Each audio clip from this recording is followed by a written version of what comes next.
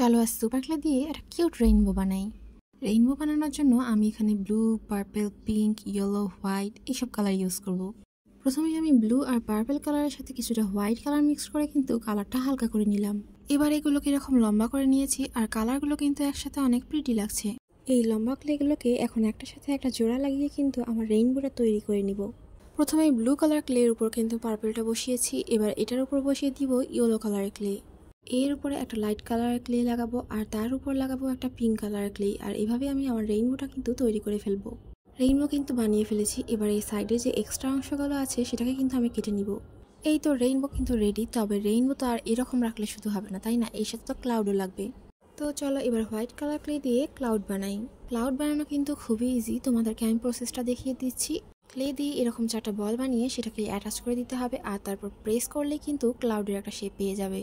Same প্রসেসে আমি কিন্তু এখানে 2টো ক্লাউড বানিয়ে নিব আর এই ক্লাউডটা কিন্তু দেখতে বেশ কিউট হয়েছে। এবার এগুলোকে আগের বানিয়ে রাখা সেই রেইনবোর সাথে কিন্তু অ্যাটাচ করে দিচ্ছি। দুই সাইডে 2টো ক্লাউড বসানোর পরে জিনিসটা দেখতে কিন্তু অনেক কিউট লাগছে।